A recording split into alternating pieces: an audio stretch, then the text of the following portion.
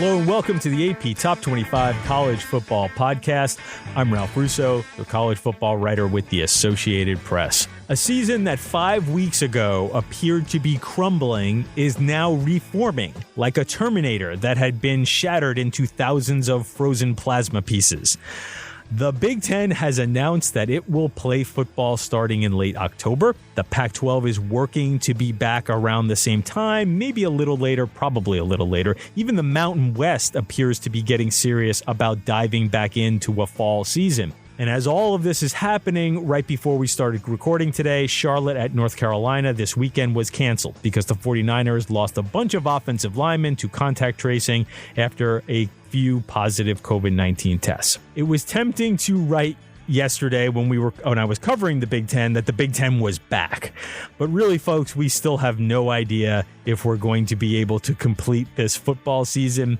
That said, we do have some football to talk about, and we'll do it today with recurring podcast guest Paul Myerberg from USA Today. We'll get into the Big Ten's reversal, what could lie ahead for the Pac-12, and turn our attention toward this weekend's games.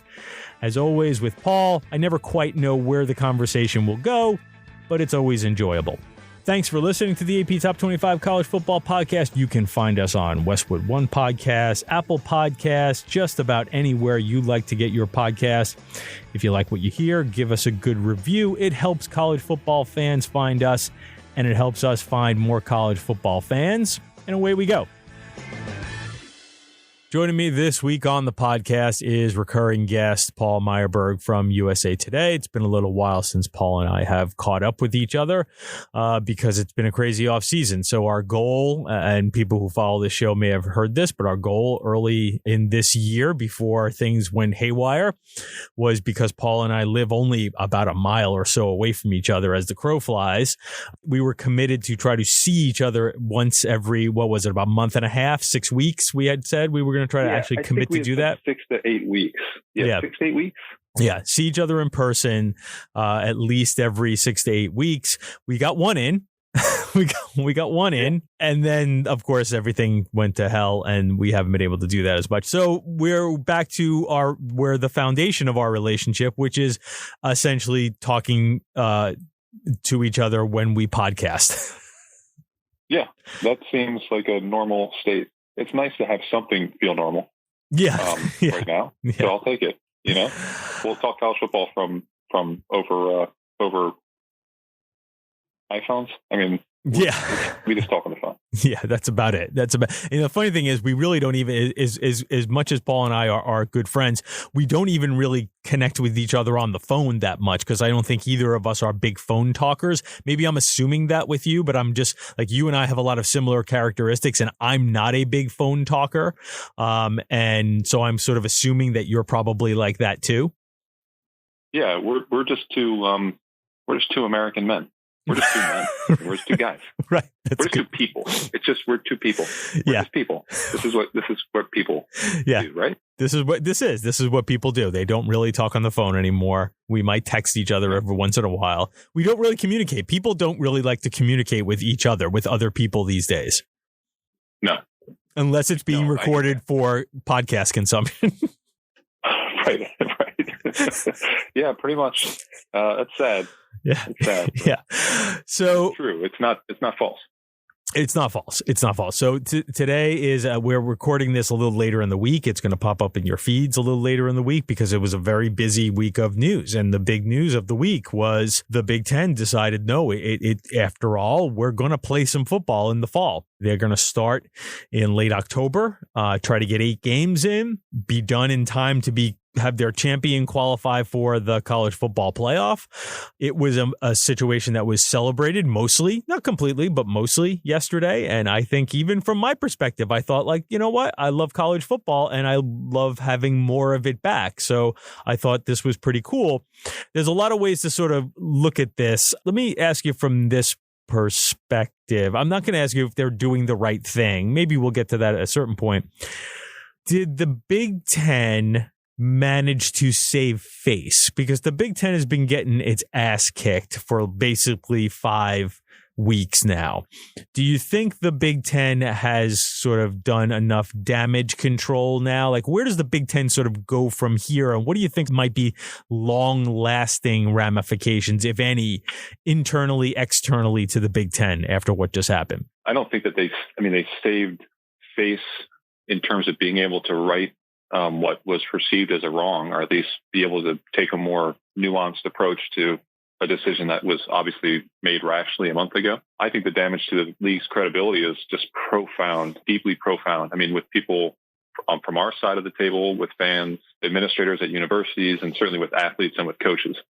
So there's a credibility gap that just coming out yesterday and reversing that decision is not going to heal that. And if you think about the long-term question marks and long-term issues, this is a step, but like, what is the Big Ten going to do to make a Nebraska or an Iowa or an Ohio State feel whole? And the answer might be $50 million, but I don't think it is. I think it's deeper than that. I think it's a little less tangible than that, because I think those teams, and I think I focus more on the football as you do, but I know those teams and those athletic departments and those coaches and players, I don't think that they would look to the Big Ten to be a leader of this conversation in the future because of how poorly they managed it. And I think that's an issue for the Big Ten that you have to address at some point, because the rift, if you don't deal with it soon, it's just going to widen. And then it'll be a year or two from now. And the dialogue and the conversation is non-existent between the league office and the important key players and figures from the member schools.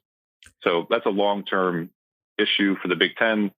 And I don't really fault the schools. I certainly don't fault the coaches and players for feeling left out in the cold, because, it was 40 days in the wilderness for those guys with no direction, no communication, and really no explanation. So this is a step forward, but it's not the solution. I do think $50 million heals all wounds, or heals a lot of wounds. And I think the business enterprise and the academic enterprise that is the Big Ten that fuels these universities is not going to come undone because it's too important. In other words, I don't think the Big Ten is in danger of becoming the Big 12, where it's always going to be sort of a loosely bonded group of universities that is sort of in it because this is the path they chose a few years back, and now we're sort of stuck with each other. But I do think from listen, unfortunately, it's probably going to land on Kevin Warren. Like, I think it's up to him to rebuild credibility, even if he got a raw deal to a certain degree. And I think he did. I think he, to a certain degree, was used as a meat shield by the presidents who wanted to not have people know that I voted against football, or maybe some of them who didn't want it known that I did vote for football in a pandemic, because that wasn't necessarily the greatest idea either to some of my constituents.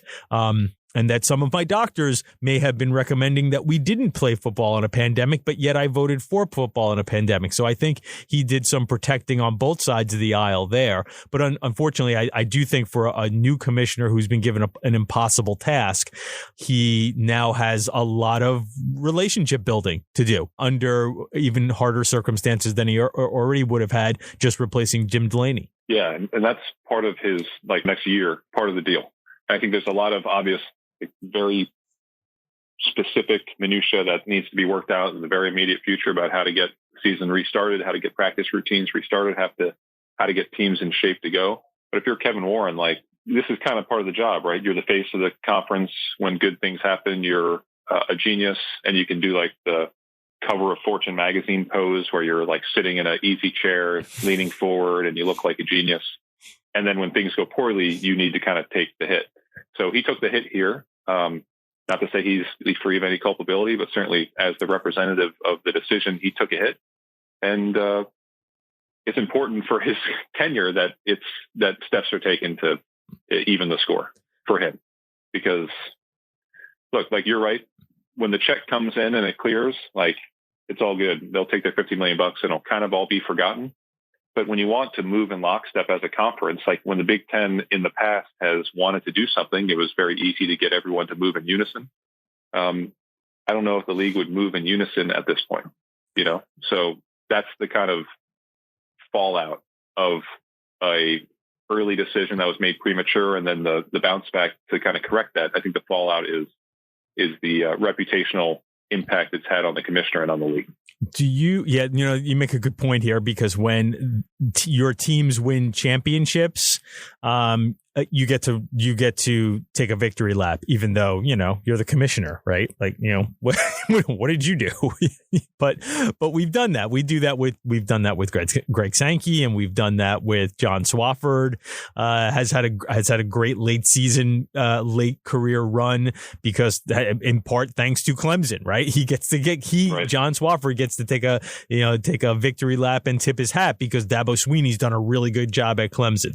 So it's odd, and this is not a knock on any of these people for their jobs, but it's odd that that's the dynamic with these jobs, that you get to take the victory lap when other people do their jobs well. That's where Kevin Warren is now. Right. Like when you see, like after Clemson wins a national championship and you see an ACC person right afterwards, or you see John Swafford on the field and you're like, hey, congratulations. And then you're like, this dude didn't play, right? Right. John Swafford. Did Swafford recruit Trevor Lawrence? Was like he the point man? And you're like, why am I congratulating this guy on it? Yeah, but you take the good with the bad, But also you take the good and the bad and $4.5 million. So it's all good. Right. No tears shed for the people in those positions. So when you were looking over the Big Ten's return to play plan. I'll give you my impression, and then maybe you can just react to my impression. And I wrote a little bit this yesterday, which is many people were popping the champagne and were very pumped that this is coming back, but like this is still not going to be easy, and they didn't leave themselves a ton of room for mistakes here, between the 8 games in 8 weeks, between the hyper cautious, and that's fine if that's what we want to go that way. 21 days a player needs to sit out after a positive test. It sort of keeps going back to what I've been a theme of.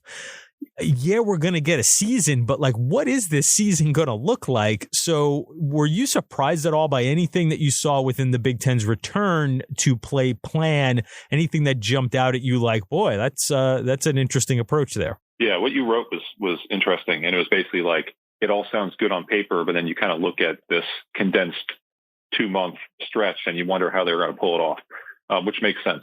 And you hate to be a cynic and be a little bit jaded, but look, like we're seeing some games. We saw UNC Charlotte canceled this morning. It's going to happen. Like, you can take all the steps you want, but we can't really control this disease. So you got to build in like a firewall. And the Big Ten doesn't really have much of a firewall here when you've got 8 games in a 2-month span it is about 2 months, right? Because October 24 to December, just about exactly 2 months. Yeah, I mean, it believes its firewall is the daily testing. It believes that that's the firewall. Yeah, and that's a huge step forward, and we might talk about that. But like that's a big step forward, and not disputing that that's like a major asset that has changed in the last month, and credit to them to use that as justification to get restarted. But nonetheless, like even if you test daily, Charlotte, what's happening with Charlotte is a really interesting one, because Charlotte is not canceling against North Carolina on Saturday because they've got 44 positive tests. Like I don't know the exact number, but I know Tennessee had a major outbreak, or including people who had to be put into contact tracing protocol. It's not like they're down 40 people. They're down like a few offensive linemen. And it's really, I think, like 1 or 2 offensive linemen tested positive, but the rest need to be in quarantine because of tracing. So that's like a situation that could happen to anyone. Like you might just have 2 guys get COVID, but then your whole receiver core is decimated and you can't play. So long story short, it's great that the Big Ten is back, and it's great that they're attempting to make this happen. But just to be a downer, there's not a lot of wiggle room, and I'm curious about that. And if it happens where a team misses 2 or 3 games because you have a 21-day sit-out period, how that impacts the schedule overall and impacts every team's ability to play as many games as possible. Because if the goal is to play in the playoff and to be eligible, you got to play 8 games.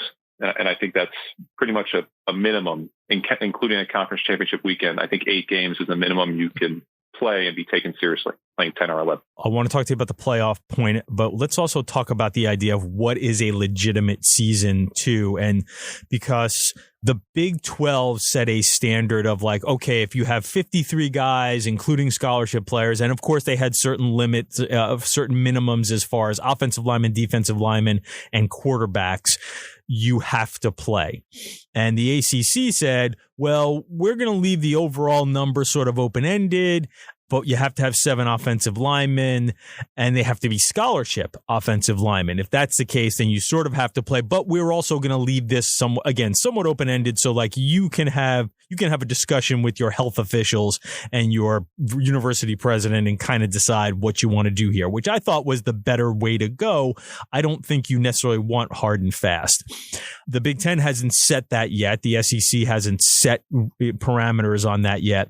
But it does beg the question of, because I asked Tom Herman about the Big 12's rule, and he sort of said, yeah, like, do we just want to have games, or do we want to compete for championships? Because if I'm Tom Herman and I have to go play Oklahoma with a bunch of walk-ons because the rule book says that, then what the hell is this season? I mean, then you're saying that we are just trying to play games as opposed to we are trying to put our teams in position to win a championship. Where do you lie on that? Do you think that the Big 12 sort of did the right thing here, or that the ACC has a better idea in mind? Do you think it should be sort of case by case?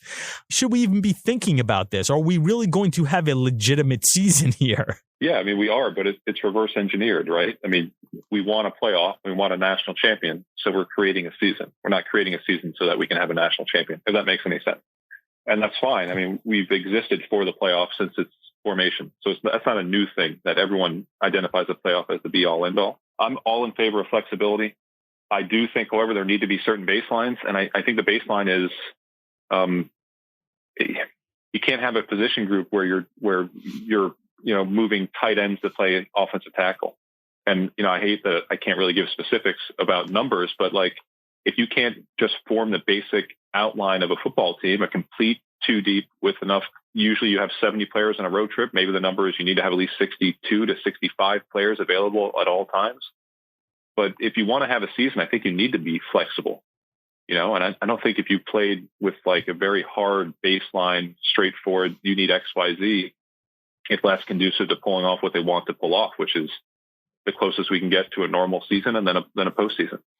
Yeah, so but then it's not a normal season, though. But then really, if I'm going out and playing, and I use Texas as an example, but I mean, just pick any team. If all of a sudden, like, I'm lining up, I have enough guys to go, and I have enough linemen, because clearly, right, you can't move wide receivers to guard, so you have to be able to do a certain amount of like compositions. But if I suddenly have like 3 safeties playing linebacker, that's not a I don't know if that's going to be a representative game. And you can say, well, that comes up during the season sometimes. You might have a situation where you have a bunch of injuries. And Lynn Bowden played quarterback for Kentucky all last year, and they went to a bowl game. And I know you can come up with like exceptions to those rules, but I feel like this could turn into like, you could have some really bastardized games out there with some crazy lineups, and maybe that doesn't matter. Maybe it's just about getting the game. It is just about getting the games in this year. Yeah, I mean, we need to. First of all, normal. Everything's relative. Normal in right now is not normal. Mm-hmm. It's like if you're real thirsty and you go out to the store and you want some water and they only have Dasani. You're like, well, Dasani's trash. Dasani tastes like it's from the toilet, but it's cold and I'm thirsty, so I'm going to have Dasani. This is like a Dasani season. We want football, right? We want a national championship. We're just going to take it. It's not going to be perfect. It's going to be ugly. It's going to be fits and starts, and they're going to have to jump through hoops and hurdles, and things are going to like blow up, get on fire, get doused out, fall off the cliff. It's all going to be a disaster. But this is what we want. We want a season. I mean, the Big Ten wanted a season. They're willing to accept the fact that it's not going to be pretty, not to mention, they're going to accept the medical aspect of this thing. But there's a certain degree of acceptance that comes with playing in this pandemic. And I think as people who cover it, and for your listeners who watch it, I think you just need to accept that you need to roll with a new normal. And the new normal might last into 2021. But for 2020, like, don't book non-refundable plane tickets and hotel rooms because you can be ready to go down to UNC to see them play Charlotte. Then you find out on Thursday that, oh, by the way, they're not going to play. Just be ready for the unexpected and accept it, because the other option is to be like the Pac-12. And no one wants that. Let me put the Pac-12 on hold for a second because you mentioned the playoff. Well, we can attach the Pac-12 to the playoff because it looks like the Pac-12 is going to try to get back in the game too. But, I had an AD text me yesterday that he thought some teams in the conference would take 3 to 4 weeks to get ready. Other teams, and as people who have kept up on this, California and Oregon have had pretty strict restrictions on what their residents in many counties can do. Those restrictions have limited what the college football teams have been able to do as far as preparation. Like, they can't do practice. They cannot football practice. They can work out, but even their workouts have to be in very small groups. So some of those teams, again, an AD texted me and said 3 to 4 weeks for some teams, 5 to 6 weeks for other teams. And in the 5 to 6 week, he was talking about those teams under restrictions. Pete Thamel, then, our pal, tweeted earlier today before we started recording. He had a Pac-12 source tell him maybe 8 weeks that a team might need to get ready. Some of these teams that have been under really strict restrictions might need to get ready. So I think early November is probably the best we're going to do for the Pac-12. Does that eliminate them from the playoff now? You talked about at least 8 games. I doubt they'd be able to get 8 games in unless you're pushing the playoff back. Do you think anybody's going to accommodate the Pac-12 at this point? No, I don't think so. I don't think that it's possible to do it November 1st or the first week of November and get there by December 20th within the obvious option of the playoff pushing it back. But the playoff exists in a kind of a tight window because of you reserve stadiums and you set up TV contracts and you don't want to bump up too far into the NFL. It's a kind of a delicate thing. So I don't see the playoff moving it back to the Pac-12. As like a digression about the playoff in terms of, and it kind of relates to the Pac-12, the reason why you don't need to wait for the Pac-12 is because one of the factors created in the wake of the Big Ten's decision is that I believe that it legitimizes this year's national championship. And if you include the Big Ten in the mix, I don't think you ever will have an asterisk. You won't have any sort of parentheses, but XYZ didn't compete. I think it removes all of that stigma from the national championship. I don't even think you need the Pac-12 involved to have the feeling that, hey, 2020, we knew who the national championship was or who the national champion was, and we don't need to worry about, always kind of saying but. So for the Pac-12 to get to the playoff, anyway, you'd have to start before November 1st, just because of the time. You don't have enough weeks. There's not enough time. What I think could happen, and I think 8 weeks is probably too far. I think 6 weeks, 4 to 6 seems more logical. If you can start on the first week of November, I can see the Pac-12 ending their year with the Rose Bowl and trying to keep that tradition alive. I don't know how that would impact like sending a team from the Big Ten there at some point, or if you just play your conference championship at the Rose Bowl. But the Rose Bowl, the Rose Bowl is a semifinal this year. You're talking about creating an actual Rose Bowl, like a second Rose Bowl. Exactly. Okay. Right. And look, like I'm just giving a hypothesis about how they could end their season if it doesn't end in the playoff, because I don't see a real scenario how you can make that happen in that short window of time. One option would be to blow out your conference championship game into something bigger than it is or has been. Yeah, that's interesting.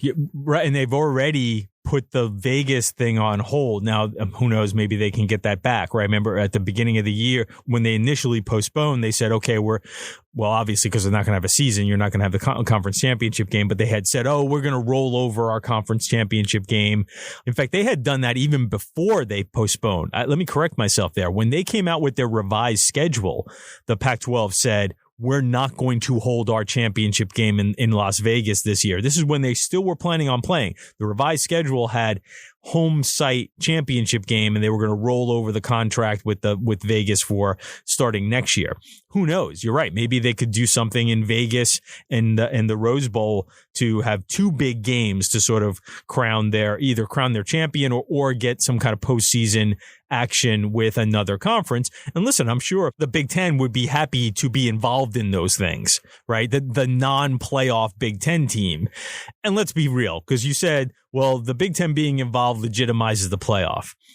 aren't you really talking about Ohio State? I mean, are we talking really talking about everybody here? Maybe, Penn State's going to be pretty good. Wisconsin has a chance to be pretty good. So that brings me to this. If you could just have had Ohio State, Alabama, Georgia, maybe Florida, LSU, Oklahoma, and Clemson, wouldn't that have been a legitimate? In other words, if you just had those 7 or 8 teams playing, couldn't that have been considered enough to have a playoff?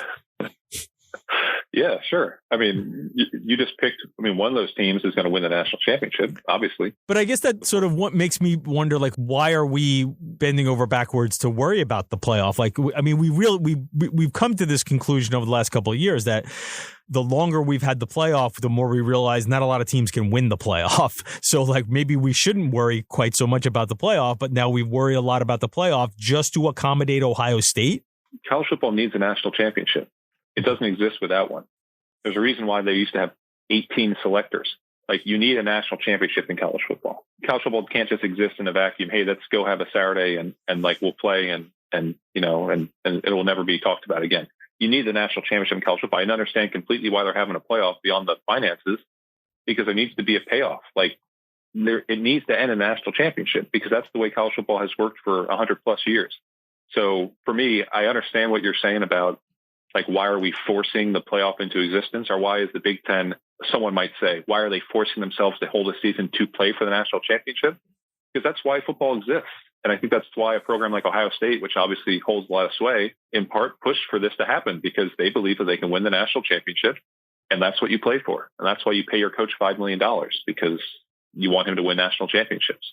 So I get it. I also get the argument for not having it. But I think those arguments are never going to go anywhere. That's fair. I'm going to take a quick break here on the AP Top 25 College Football Podcast, and then we'll come back with Paul Myerberg from USA Today. And you know what? Let's try to do this. Let's actually talk about this weekend's games and hope that they don't get canceled. Okay. Back right after this.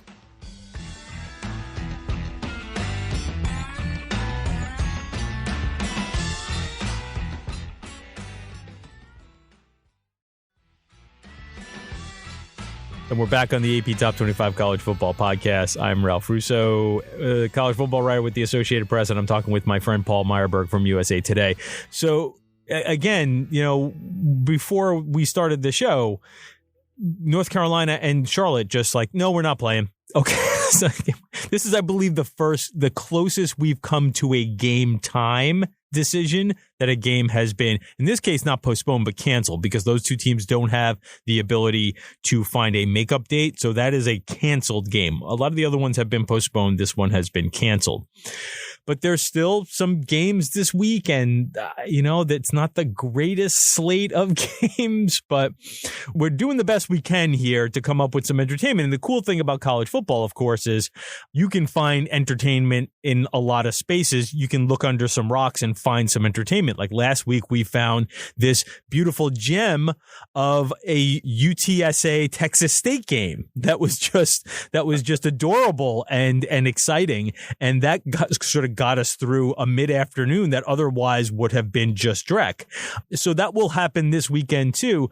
But you look at the schedule and you're kind of what's going on here? I don't know what to pin my hopes on. Louisville, Miami is the night game and the spotlight game with game day.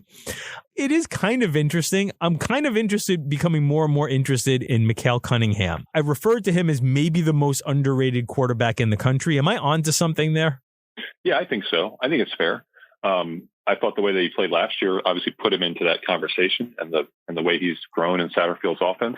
He's in that conversation to be one of the more underrated, certainly in the Power Five, in terms of, if we talk about a guy who's super productive and, by the time all is said and done, potentially in that All-America conversation. On the other side of that is De'Ara King, who had a very nice debut. What did you take away from Miami's debut, and what did you think was sustainable out of Miami's debut against UAB? Yeah, I thought they played well.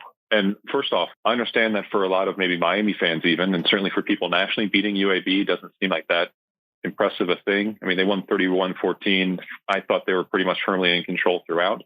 UAB is borderline top 25 to me. I think they'll be there at the end of the year in terms of being the best team in Conference USA in a 12-game season, potentially 10-2, 9-3. So I thought Miami looked really good. And certainly for me, that was something that you wanted to see after, a really disaster of a first year, or close to a disaster of a first year under Manny Diaz. What's repeatable is that if they can run the ball effectively and protect De'Ara King, I think they can be dangerous on offense. Because obviously De'Ara King in a normal summer, we're talking about him a whole lot more than we did, which was not at all. Because you focus on impact transfers, and maybe I'm forgetting someone, but he's probably the biggest impact transfer in college football. As a guy who steps into Miami with a lot of experience. He showed you on that Thursday night how athletic he is, how careful he can be with the football. So I thought there was a lot to build on for Miami. And more than anything, I think you feel good about Miami as a team off that win. And I don't really feel that great about Miami last year. And it may feel different on Sunday, but I think they've got a real chance of beating Louisville. I think if they do beat Louisville, they immediately become team number 4 or maybe even team number 3 in the ACC, and they factor into the mix. So it's a really big early season game for the Hurricanes. Yeah, that's what I was thinking along the same lines too. Like the winner of that game sort of falls into, as you said, team number 3, maybe number 4. Like it clearly Clemson is 1. I think Notre Dame is pretty clearly number 2. I think once you hit 3, you can start looking around going, maybe this one, maybe North Carolina is your 3. I need a little more selling on North Carolina, but I could see if North Carolina is your clear 3. And then where does number 4 come from? And you're right. I think the winner of this game probably becomes number 4. Yeah, so I went down to North Carolina to see them play Syracuse in the opener. And it was interesting to see them in action because it really showed you, like it gave ammunition to folks who think that it's too soon, and also gave some ammo to people who think that UNC is ready. Because for about, 35, 38 minutes of game time, they was just sluggish, and they looked like a team that, this is third best team in the ACC. This is a team that we decided would be top 25 last December in the second half of the Military Bowl. And then obviously from like 8 minutes in the third till the end, they were thoroughly dominant. So I don't really know what to say about North Carolina, but I did see against Syracuse enough to make me think that, with Sam Howell, a really good defensive front, the way they played against Syracuse, and a couple weapons at running back, they might be just about as good as advertised. Yeah, sluggish is a good way to describe it. I think Syracuse is very bad. I don't know if they have a real good path to not being very bad the rest of the year. Dino Babers even said after the game, we probably need 3 or 4 games just to sort of figure out who should be playing what position, which is a little scary. But again, it's a weird year. Like at no point did I think North Carolina was not going to win that game. Now you were there watching it and more focused on it while I was at home sort of doing the bounce around to a couple of different things deal. But I kept a fair amount of attention on that game. And even when they looked sluggish, I found myself thinking Syracuse has no path here to like doing enough to win, because they're getting some opportunities and they're not doing anything with them. So at some point, North Carolina's really crazy playmakers will make a couple of really crazy plays. And that's sort of what ended up happening. Yeah. It's funny, this shouldn't have been the case, but in some ways I probably came away a little more impressed with North Carolina, and I've been a very, very skittish to crown them, or very cautious to crown them, and to be as to jump on the hype train with North Carolina. But man, they do have some players. They do really have some interesting playmakers on offense there. So I found myself thinking, boy, if they just knock the rust off a little bit, they could easily be scoring 35 to 40 a game here. This could be a really crazy good offense just with a little bit of polish. Yeah, and I think they're probably a year away in terms of when you talk about a full complete season, being a team that could win 10 games and get into your 6th bowl as the second best team in the ACC. It feels a year away. But yeah, I was impressed with the individual players, and you've heard of a lot of them. Surratt, obviously Sam Howell, those 2 guys are running back, Carter, and I'm forgetting the other guy's name. But you see them in action and you realize that they have really good individual players. And the way that Mac Brown and that staff is recruiting, the talent level is only going to get higher. So you see easily the ingredients of a team and program that maybe is not ready in 2020 to be the ACC runner-up and get into a major bowl. But it's almost like you can see it coming down the pipe because everything is coming together. I want to ask you about you, because the other kind of big game this weekend is UCF at Georgia Tech. Now, Georgia Tech did a nice job last week of sort of stealing one at Florida State. I've bought in early on Jeff Collins. I think that will work well at Georgia Tech because I think he will recruit well there and he will reach a potential that Georgia Tech in recruiting it has out there for them, but has not been able to achieve. So I think he has a chance to do that there. But they still also look like they have a ton of work in progress. And UCF, I think, is going to be really good. Now that this is their opening game and this is sort of their one chance to impress. And now that the Big Ten's back in play and maybe in for a playoff, I think that probably means the idea of having a group of 5 teams slip into that playoff is probably not going to happen, which is going to piss off a lot of people. But I am interested to see how this thing plays out and where Georgia Tech is. And if UCF can sort of roll it up on Georgia Tech and then hold that over the ACC's head. Yeah, look, like only team nearly as happy about Saturday than Tech is UCF, right? Like playing Georgia Tech 1-0, having beaten Florida State is a lot different than playing Georgia Tech 0-1, having lost by 17. That's just a huge deal for them. So yeah, this is the look at me moment. Let's show the people what we're about. 3:30 ABC, the best game of the afternoon. Just a great opportunity. And like you said, the odds of a playoff berth are really, really low because that's the world that we live in. If you beat up on Georgia Tech, which they're completely capable of doing, and then you run through a really good American and you beat teams like Cincinnati and, SMU, Houston, Memphis, whatever, you give yourself a case. And it's not going to work, but at least UCF as a team is going to make the most potentially out of this Power 5 game. They couldn't have asked for more. So we have, I'm going to go back to our conversation from the first part of the show and the idea that, we're just sort of piecing together a season here. I have said throughout this offseason leading into the early season that I've probably talked to fewer coaches over an off season than ever before, because I've just felt like most of my conversations have been with commissioners and athletic directors to try to figure out, hey, are these guys going to play? I don't know how much you've had, to sort of be in contact with coaches as much as you normally would have been during an off season and into an early season. But when we talk about sort of the legitimacy of all this, again, we just tried to break down UCF and Georgia Tech and Louisville and Miami as if things are normal.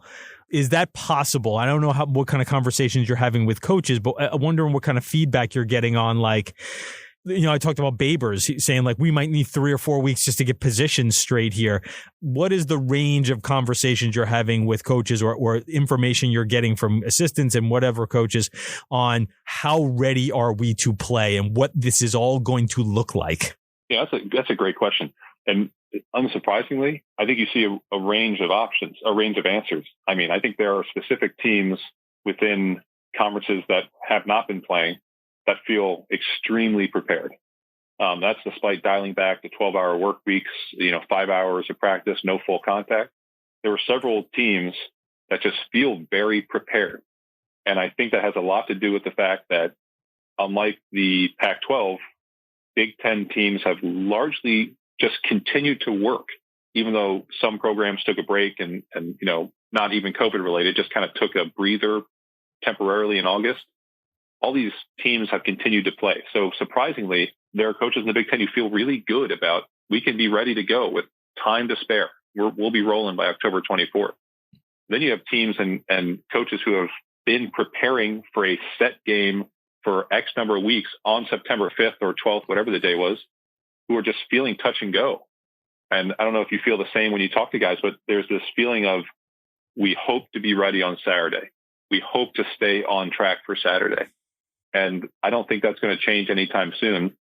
And I think that that's the predominant mentality and mindset from coaching staff. So we have this game Saturday. We will prepare for Saturday, and we hope to be fully ready to go.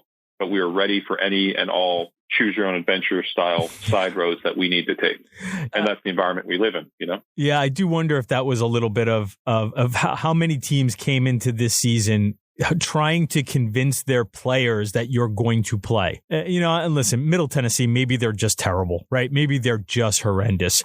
But boy, that looked like a team against Army that wasn't sure it was going to play, that after the third time their AD came to them and said, no, this is who you're playing to start the season, those guys looked like they were like, you know what, really is, come on. We'll just, we're not buying it this time. Like, there's only so many times you can fool us. Point. So I'm just wondering, like, now, and maybe that washes away as the season goes on and kids are like, oh yeah, we are actually going to play these games. Like, we're really going to play these games. And there's a certain level of preparedness and focus that then really clicks in. Like, they can say, oh no, we're focused on playing. But I do wonder if if to a certain degree you have to sell on some programs like, no, we're really going to play. We're seriously playing. And I think that might take a few weeks to wash away. And then it becomes interesting. The teams that have had games postponed, again, how does Virginia Tech respond when they finally do have to play? Yeah, it's like jury duty. You're like, I don't think I'm going to have to do it. It's like, I got a call at 9 a.m. and they're like, we need you to come in. You're like, oh my God, I got to go do this. So there's that feeling of we may play, we may not play. And I don't think you can have a season that way. You raised an interesting point about a lot of coaches feeling the need to make sure the guys know what they're playing for.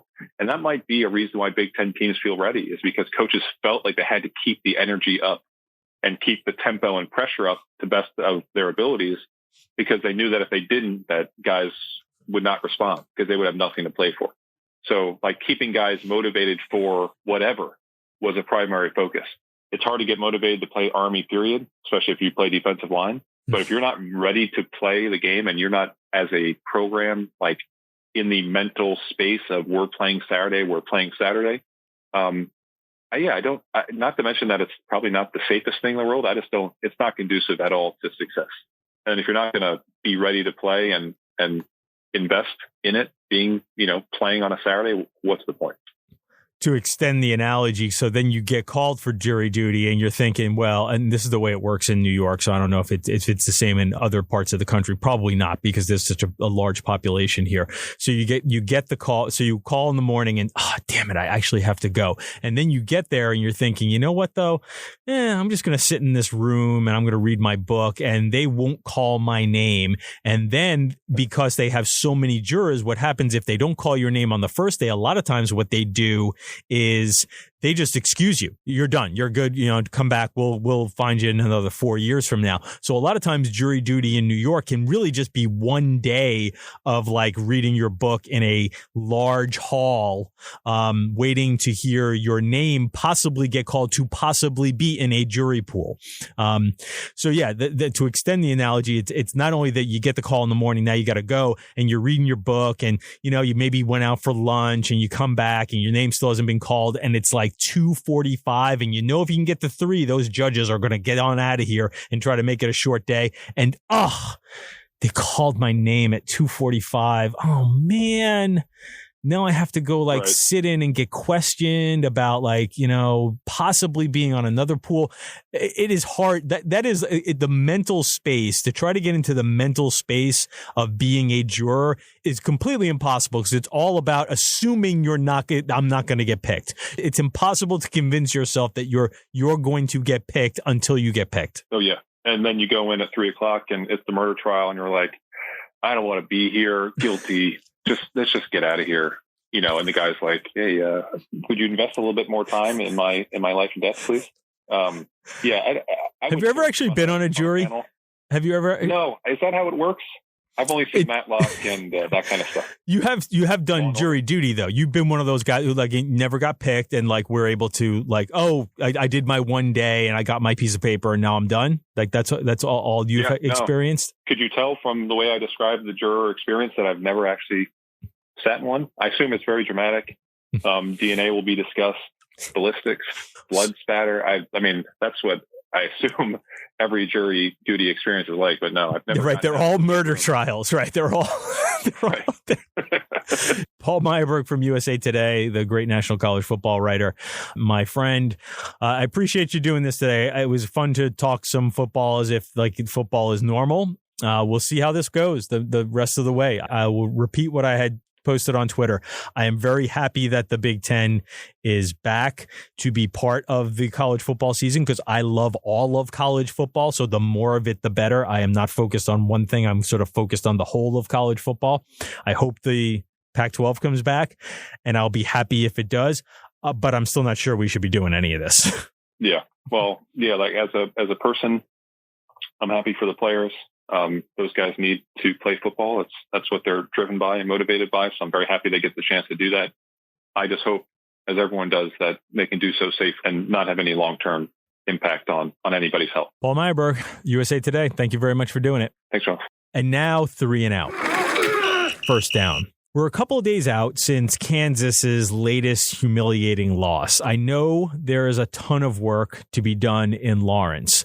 The program has been tossed into such a deep hole that it might not be fair to judge any coach until he has had 3 or 4 years to get things fixed. But I was skeptical Les Miles was the man for that job when he got it, and I have not wavered one bit from that since. To be pretty much outclassed by a middle-of-the-pack Sunbelt team, even at the start of year 2, seems pretty inexcusable. Maybe Miles will have the last laugh here, but I don't see any reason to think so. Second down. Interesting storyline in South Bend this weekend with Charlie Weis Jr. coming back to Notre Dame as offensive coordinator for USF. Weis Jr. is considered a rising star in coaching at just 27 years old. His father had some good times at Notre Dame, but ultimately didn't have the right stuff to sustain the Irish. Charlie Jr. has been on college football sidelines since he was a teen. No doubt his connections helped him land a gig as an offensive analyst with Alabama in his early 20s. He's parlayed that into a steady rise up the ranks. He spent 2 years as Lane Kiffin's OC at FAU, and the Owls had an excellent offense last year. USF is in a major rebuild under first-year coach Jeff Scott and barely cracked 400 yards against the Citadel last week. That probably doesn't bode well for the Bulls against a talented Notre Dame defense, but it'll be interesting to see if Weis can inflict some pain on his father's alma mater and former employer. Third down. I'm really interested to see the debut of BC coach Jeff Hafley this weekend against Duke. That's a solid way to get a read on what's going on with the Eagles. They shouldn't be overwhelmed by Duke's talent, nor will it be a walkover game against an overmatched opponent. It's only one game, but I think it'll give us a good view of what the former Ohio State defensive coordinator has cooking in Chestnut Hill. That's the show for today. I'd like to thank my producer, Sarah McCrory, for making me sound good. You can find this podcast on Westwood One Podcast, Apple Podcasts. Please subscribe so you do not miss an episode. I'm Ralph Russo, the college football writer with the Associated Press. Thanks for listening, and come back for more next week of the AP Top 25 College Football Podcast.